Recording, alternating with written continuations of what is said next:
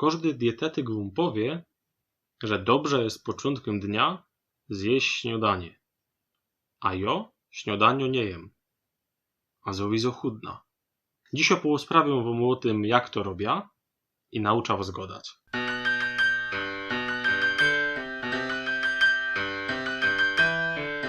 Zaczniemy od tego, że we śląskiej godce mamy słowo jeść. Jo jem, ty jesz, on albo ona je i tak dalej. I mamy też słowa, które oznaczają jedzenie o rozmaitych porach dnia. Do przykładu rankiem to będzie śniadanie, południe albo po południu to będzie obiad i tak dalej.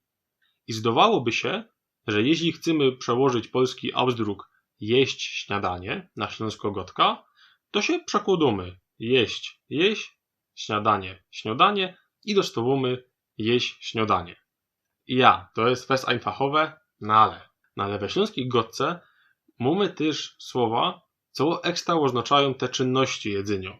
To oznacza, że rankiem możemy śniadać, w południe będziemy obiadować i wieczorem będziemy wieczerzać. To po prawdzie nie są jakieś ekstra śląskie słowa, one fungują bezma w każdej słowiańskiej gotce.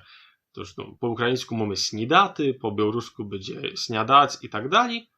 I po prawdzie to Poloki są inksze od inkszych, że oni te słowo śniadać wyciepli. Teroski jakiś stary poeta by tak godał. I ktoś mógłby zapytać, jeśli to je feller i że we śląskiej gotce będziemy go dali jeść śniadanie. Ciężko powiedzieć, co by to był feller, z tego, że gramatycznie to jest korekt, bo mamy słowo jeść i mamy słowo śniadanie. Problem w tym, że jak przejmniemy od Polaków ten muster godania jeść śniadanie, jeść obiad, jeść wieczerzo, albo nie dej zeusie jeść kolacjo, to robimy ta nasza gotka trochę biedniejsza, bo bierzemy i wyciepujemy pora śląskich słów, a dyć one we śląskiej gotce są i możemy ich używać.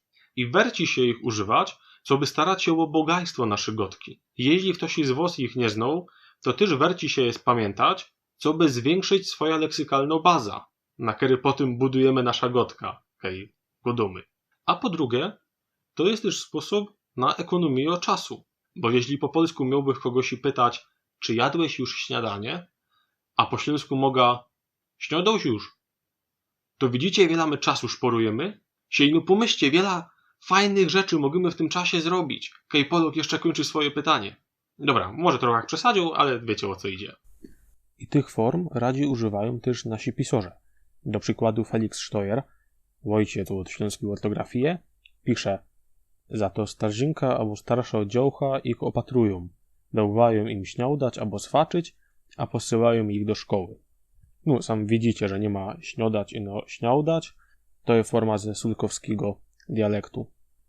A Rafał Szyma we swojej Leanderce pisze: pylołech mu na tork albo do sklepów, kupowałem gorzołka i wino, a jodło, kiej prawie nie wieczerzą. To jest trochę tak samo, i że możemy o kimś powiedzieć, i że on z pamięci powiedział wiersz od Gwoździa, ale lepiej będzie powiedzieć, że wydeklamował ten wiersz. Możemy powiedzieć, że my się zjedli mus jabłkowy, ale lepiej będzie powiedzieć, że my zjedli apfelmus i tak dalej.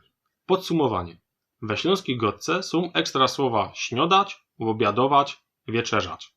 Warci się ich używać, bo żol by było wyciepować je ze śląskiej gotki. Jak ktoś go do zjeść śniadanie, to nie ma feller, ale dobrze je wiedzieć i że mamy też insze warianta.